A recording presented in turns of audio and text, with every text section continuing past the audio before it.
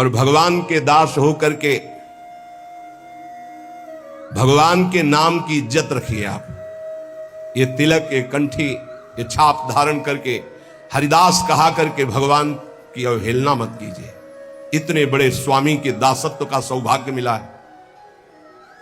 कुछ लोग शर्माते हैं तिलक लगाने में, कंठी बंद। अरे शर्माओ पराई माता बहनों की तरफ गंदी दृष्टि करने में, शर्माओ मदिरा पीने में, शर्माओ दूसरे का मांस खाने में, शर्माओ चोरी करने में, हिंसा करने में। भगवान के दासत्व के लिए तुम्हें शर्म लगती कि तिलक लगाएंगे लोग क्या कहेंगे, बुरा काम है। कंठी बांधेंगे लोग क्या कहेंगे, सत्संग सुनेंगे लोग क्या कहेंगे। सत्संग सुनते हैं। कल हमसे एक प्रश्न हुआ, इसलिए बात आई कि कुछ भाई लोगों को ये शर्म लगती है कि छुपा करके, नहीं तो लोग क्या कहेंगे। लोग यही तो कहेंगे ये बड़ा भगवान का भगत बनता है। हमारा संबंध कहां से जोड़ दिया, भगवान से जोड़ दिया। ये हमारी निंदा की बात है क्या? अगर गुरु मंत्र ले लिया है, तिलक कंठी धारण नहीं करते हो तो बहुत बड़ा अपराध करते हो। ये तुम्हें नरकगामी बनाने की स्थिति में पहुंचा देगा, मनमानी आचरण कराएगा और अपराध बन जाएंगे, दुर्गति में पहुंच जाओगे। ये दासत्व है जो हम कह रहे हैं, उसको प्रार्थना को मान लीजिए। ये साधारण नहीं कंठी तिलक, केवल कंठी तिलक धारण किए हो और जितनी आज्ञा है उतने माला कर रहे हो, चलते फिरते राधा राधा, तो जीवन में वो स्थिति आ जाएगी तुम्हारी, देखना, जिसमें आनंद ही आनंद होता है, चाहे जैसी परिस्थिति हो, हर परिस्थिति में आनंद। अरे कोई हमारे प्राण लेने की धमकी दे दे कि अगर कल से तिलक लगाओगे तो चौड़ी छाती करके 12 तिलक लगा के घूमना चाहिए, मार, देखते हैं तू जगत का विधाता है या विधान किसी और का है। अगर मरना है तो तू मारे या ना मारे, मरना ही है उसी क्षण। और अगर नहीं मरना है तो काल भी नहीं मार सकता। समुझ जाए शरणते डरत ना काल डर। किसी के मजाक करने पर, विनोद करने पर तुम कंठी तिलक और माला छोड़ दो, लोग क्या कहेंगे। धिक्कार है तुम्हारी बुद्धि को जो भजन की तरफ चलने के लिए लज्जा करती है और पाप की तरफ चलने के लिए छाती चौड़ी कर देते हैं। पाप की तरफ लज्जा नहीं आएगी। अरे चौड़ी छाती करो भगवान के दासत्व के लिए। कैसे तुम हो? अकबर आगरे में आया करता था तो देखा जिधर दृष्टि डाले सब तिलक छापधारी राजा लोग बैठे। वो बादशाह था दिल्ली में, प्रधान पद पर बैठा हुआ। उस समय ऐसा था, छोटे छोटे राजा होते थे और उन सब का बादशाह स्वामी होता था, जैसे हर प्रदेश के मुख्यमंत्री और फिर राष्ट्रपति। तो देखा सब राजा तिलक लगा। मेरा फरमान सुना दिया जाए, जो कोई कल तिलक लगा के आएगा तो गरम लोहे से मस्तक दाग दिया जाएगा, मानो मृत्युदंड। अब सब थर्रा गए। बादशाह का फरमान वो तो लागू ही हो जाएगा। दूसरे दिन जितने और राजा थे सब कोई तिलक नहीं लगाए, कोई कंठी नहीं बांधे, मृत्यु का भय। हरिराम व्यास जी के शिष्य मधुकर शाह ने विचार किया कि गुरु प्रदत्त तिलक कंठी है, ये तो एक मुल्क का बादशाह है, अनंत ब्रह्मांडों के बादशाह का ये दासत्व परम सौभाग्य से मिलता है। आपको क्या पता, आपको ऐसा खिलवाड़ लगता है कंठी तिलक? ये खिलवाड़ नहीं है। मंगल सूत्र की महिमा तो सुहागवती ही जानती है ना। कुंवारी कन्या क्या जाने, जिसने वरण ही नहीं किया या व्यभिचार नहीं किया जाने, जिसने पातिव्रत्य ही नहीं धारण किया। ऐसे ही कुमार्गगामी क्या जाने सत्य मार्ग के इस कंठी तिलक का प्रभाव। तो क्या जरूरत है इसकी, अंदर अंदर भजन करो। ऐसे ऐसे भी बड़े कहने वाले आते हैं, क्या जरूरत है मांग भरने की, क्या जरूरत है सुहाग भरने की। ये वो बातें करते हैं जिनके धर्म नहीं है हृदय में। उन्होंने सोचा गुरु प्रदत्त तिलक कंठी, और ये कह रहा है नहीं बांध के आना तो मृत्यु स्वीकार, आज सभा में मरूंगा लेकिन कंठी तिलक नहीं उतार सकता। पहले तो अंगरखा पहन के जाते थे, तलवार लगी हुई, आज सब उतार दिया, केवल नीचे की धोती 12 तिलक, तलवार खोस कर गए। सभा में वैसे तो जाके बंदगी की जाती थी, बिल्कुल बंदगी नहीं की, सीधे खड़े हुए। अकबर ने कहा कि तुमने फरमान नहीं सुना मधुकर शाह? खींच ली तलवार और कहा आपका फरमान एक मुल्क के बादशाह का है, मेरे गुरु का फरमान अनंत मुल्कों के बादशाह का ये दासत्व है। देखते हैं कौन आकर तिलक मिटा देता है। जैसे मानो भगवान नरसिंह का आवेश हो गया, सभा थर्रा गई।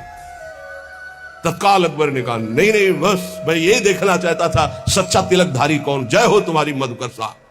तत्काल बदल गया। जिस समय भगवद आवेश में उनका देखते हैं कौन, उन्होंने कहा कि आदेश करो। मधुकर शाह ने कहा आदेश नहीं, प्रार्थना निवेदन है, हमारे ब्रजमंडल में कभी भी कोई शिकार न खेले और इस ब्रजमंडल के अंतर्गत किसी के ऊपर कंठी तिलक पर कोई भी आपका फरमान न जारी हो। बोले स्वीकृत है। निष्ठा में सब कुछ होता है। बोले ऑफिस जाना है, कंठी तिलक बांध कर जाएंगे, वो ऑफिस में नौकरी में निकाल दिए जाएंगे। वाह, केवल अपने ही धर्म का त्याग करने पर तुम्हारा भरण पोषण होता रहे तो वही जीवन है क्या? ये तुम्हारी कायरता नहीं है अपने धर्म के प्रति? केवल शरीर पोषण के लिए, अर्थ मिले, भोग वासना और धर्म का क्या महत्व रहा? हम अपने धर्म के लिए प्राणों को, अपने राष्ट्र के लिए प्राणों को समर्पित करें तो हमारी जय। ये सूकर कुकर भी उदर पोषण करते हैं, ऐसे अर्थ कमाकर उदर पोषण कर रहे हो और न धर्म न राष्ट्र, तो मतलब क्या रह गया? हरि को दास कहाए के गुनाह करे ना कोई। ये ध्यान रखना चाहिए। भगवान के दासत्व की इज्जत रखो। कंठी और तिलक लगाए हो, तुम कहां खड़े हो, तुम क्या बोल रहे हो, तुम्हारा आचरण क्या है, ये बहुत सावधानी से समाज देखता है। आपकी बात, आपका खड़े होना, आपका बैठना, क्योंकि आप हरि के बहुत बड़े के दास हैं, पार्षद हैं। तो संत महापुरुष जन कह रहे हैं भगवान के दास होकर भगवान की इस दासत्व की इज्जत रखो, मर्यादा रखो। तुम कौन हो? बोले हरि का दास हो।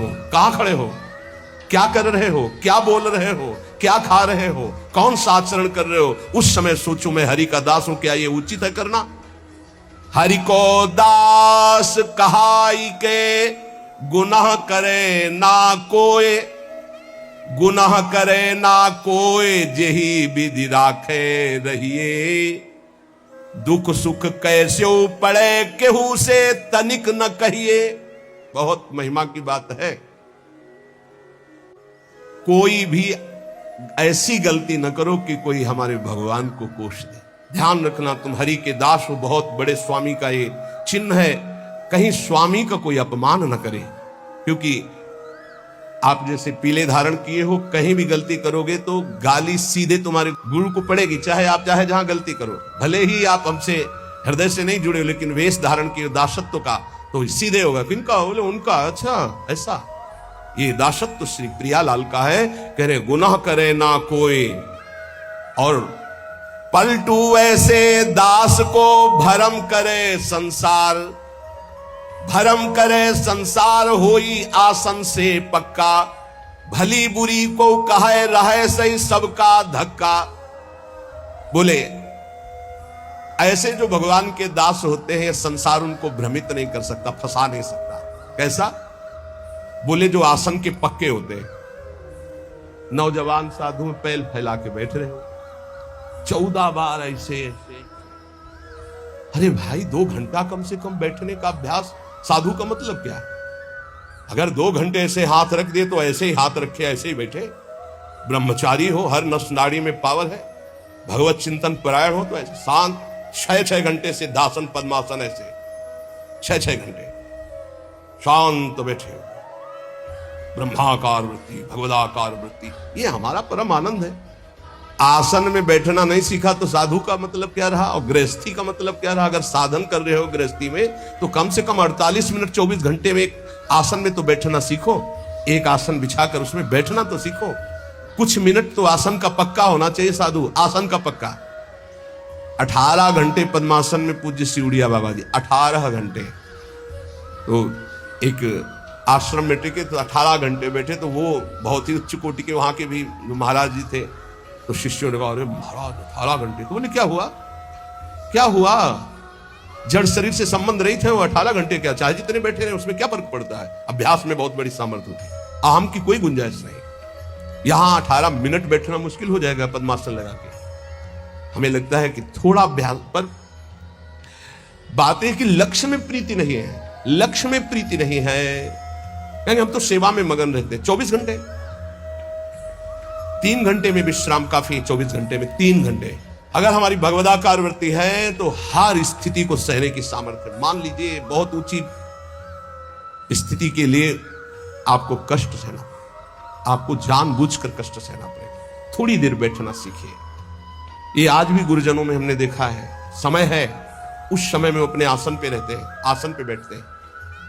आप सबसे प्रार्थना है, एक समय कुछ ऐसा निकालो अपने 24 घंटे में जिसमें आप आसन में बैठने का अभ्यास करें। सुखासन, पद्मासन, सिद्धासन, इसका बहुत लाभ मिलेगा। देख लीजिए, आसन पे भस्म करे संसार होई आसन से पक्का। संसार के चिंतन का नाश तभी होता है शांत।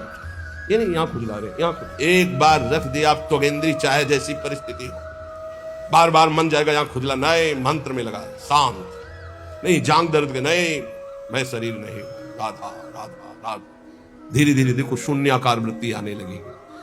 अपना बल नहीं है, बल हरि का, गुरुदेव का। तो काम क्रोध को मार के मारे नींद आहार, इस पर जरूर चलना चाहिए।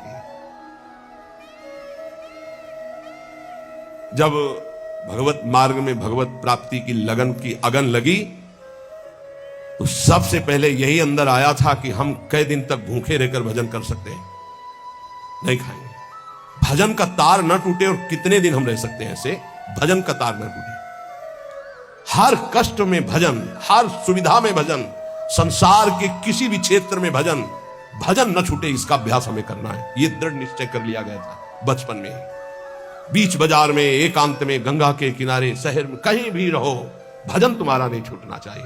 भूख से, प्यास से या छके होकर के, सब सुविधाओं में या असुविधाओं में भजन नहीं छूटना चाहिए। काम क्रोध को मार के मारे नींद आहार, यह है दिग्विजयी योद्धा भगवत भक्त। काम क्रोध को मार के मारे नींद आहार, नींद पर विजय प्राप्त और आहार पर विजय प्राप्त। यह ऐसे होता है 20-20, 10-10 मिनट नींद को मारा जाता है। ऐसा नहीं कि बचपन से ही नींद पर विजय प्राप्त हो जाती है, बहुत कष्ट सहा जाता है। रात्रि में जहां गुरु आश्रम में थे 9 बजे सो जाते थे, 4 बजे उठने का नियम था वहां प्रायः से। गुरुदेव ने 2 बजे का नियम बनाया, गुरुदेव 2 बजे उठते थे और सबके लिए छूट थी। 2 बजे उठते थे, 2 बजे उठा देते थे। प्रातः 2 बजे उठना और रात्रि के 9 बजे शयन करना, ऐसा नियमावली बनाई थी गुरुदेव भगवान। धीरे धीरे 9 से 9:10, 9:20, धीरे धीरे 10 तक पहुंचे। ऐसी लगन जब बढ़ती है, 3 घंटे विश्राम, 12, 1, 2, बस वही लीला यहां चल रही है। जो अभ्यास दृढ़ कर लिया जाता है वो अभ्यास दृढ़ हो जाता है। नींद अगर हमको परास्त करे तो साधक कैसा? हम अपना सत्संग भगवत प्राप्ति के लिए होता है, मनोरंजन के लिए नहीं होता। यहां वही बैठेगा जिसे भगवान की कृपा से भगवत प्राप्ति करवानी है, भगवान को वही बैठेगा। काम क्रोध को मार के मारे नींद आहार। अब उल्टा, जो मारे नींद आहार वो काम क्रोध को मार के, जो नींद और आहार को मार देगा वो काम विजयी हो जाएगा, वो क्रोध विजयी हो जाएगा। पक्का समझ लो, आहार से ही काम प्रकट होता, काम से ही क्रोध प्रकट होता। क्रोध और नींद दोनों गुरु भाई हैं, तमोगुण से प्रकट होते। निद्रा आलस्य प्रमादो तम तत्तामस मुदाहृतम। पलटू ऐसे दास को भ्रम न करे संसार, ऐसे दास को भ्रमित नहीं करती है माया। साहब के दास कहाए यारो, जगत की आस न रखिए। समरथ स्वामी को जब पाया, जगत से दीन न भाकिए। बड़ी कृपा है, आप सच्ची मानिए, जिनको कोई उपाधि नहीं मिली है, उपाधि पदवी, जिनको कोई जानता नहीं, बड़ी कृपा। वो जीवन जिसको कोई नहीं जानता है, वो हरि प्रिया के संग व्यतीत होता है, प्रिया प्रीतम के संग। कहीं कोई चिंतन जाने की गुंजाइश ही नहीं, कोई जानता ही नहीं, कोई प्रणाम नहीं, कोई नमस्कार नहीं, कोई बात नहीं करता, कोई नहीं बात करता। कभी कोई राधे राधे नहीं कहता, और कहे भी तो उपेक्षा कर दी जाती थी, कहीं परिचय ना हो जाए। जहां तनिक जल बिछुड़े छोड़ी देते हैं प्राण, यह है भजनानंदी का स्वरूप। तद स्मरणेन परम व्याकुलती। देखो कहां हो, देखो प्रायः बहुत दिनों के बाद एक ऐसे महाभागवत के दर्शन हुए, सबकी चरण वंदना, लेकिन ऐसी स्थिति कि जहां तनिक जल बिछुड़े छोड़ देते हैं प्राण, एक महाभागवत के बहुत दिनों बाद दर्शन हुए, जो महाराष्ट्र से पधारे थे। रोम रोम से निकल रहा था विठ्ठल विठ्ठल विठ्ठल विठ्ठल विठ्ठल। ऐसी महान स्थिति आज हमारे ऊपर प्रिया जो प्रसन्न हुई, ऐसे महाभागवत का साक्षात्कार करा दिया। पर जानते हो, एक साधारण पतली धोती, एक साधारण कुर्ता और ऐसे छुपे हुए वेश में कि कोई ये ही नहीं कह सकता ये संत है, लेकिन ऐसी ऊंची स्थिति नाम की पूछो। ये कोई उपाधि नहीं, कोई परिचय नहीं और कोई सम्मान की प्रियता नहीं, ऐसे बैठे हुए, कोई आदर नहीं। जब दृष्टि में दृष्टि मिली तब लगा अरे कितनी उच्च कोटि की अवस्था इनकी अध्यात्म की है।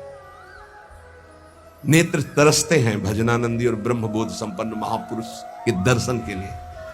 सच्ची मानिए, ये उपाधियां तो बहुत है, उपद्रव कराने वाली बहुत उपाधि। उपाधि रहित महापुरुष, खास बात है, उपाधि रहित महापुरुष, देहाध्यास रहित महापुरुष, भगवत चिंतन में डूबा हुआ महापुरुष, तत्वबोध महापुरुष, ये अंगुलियों में गिने जा सकते हैं, ये सैकड़ों की संख्याओं में नहीं होते।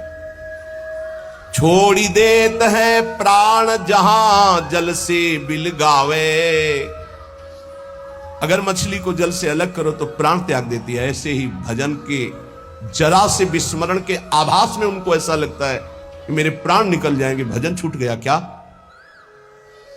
अगर मछली को पानी से निकालकर शुद्ध गाय के दूध में या दही में या सुंदर घी में या सुंदर रबड़ी में डाल दो तो बचेगी क्या, प्राण त्याग देगी। केवल जल, ऐसे ऐसे भजनानंदी दे दूध में डारी रहे ना प्राण गवावे। अगर दूध में डाल दे तो रहे ना, वो अपने प्राण त्याग देगी, क्योंकि पानी से प्रेम करती मछली। तो जाको वही आहार ताही को काले दीजे, रहे न कोटि उपाय और सुख नाना कीजे। बोले जिसका जो आहार है वो उसी की प्राप्ति में जीवित रहेगा, अन्यथा प्राण त्याग देगा। ध्यान दीजिए, भजनानंदी का आहार है नाम जप। अगर नाम जप छूटा तो प्राण त्याग देगा, जीवित नहीं रह सकता। कसौटी में कसो कौन सी स्थिति है आपकी, कितना आप भजन से प्यार करते हैं। यह लीजे दृष्टांत सके सो ले बिचारी, जो नाम से ऐसो करे स्नेह ताहि की मैं बलिहारी। मैं बलिहारी हूं ऐसा जो नाम से प्रेम करता है। पलटू ऐसी प्रीति कर जल और मीन समान, जहां तनिक जल बिछुड़े छोड़ देत है प्राण। भजन का क्या स्वरूप है, तद विस्मरणेन परम व्याकुल देती। श्री पलटू स्वामी जी कहते हैं, बहुत बड़े भजनानंदी महापुरुष जिनके रोम रोम से सीताराम सीताराम निकलता था, कह रहे हैं ऐसी प्रीति करो नाम से जैसे जल से मछली प्रीति करती, दूर होने पर प्राण त्याग देती है।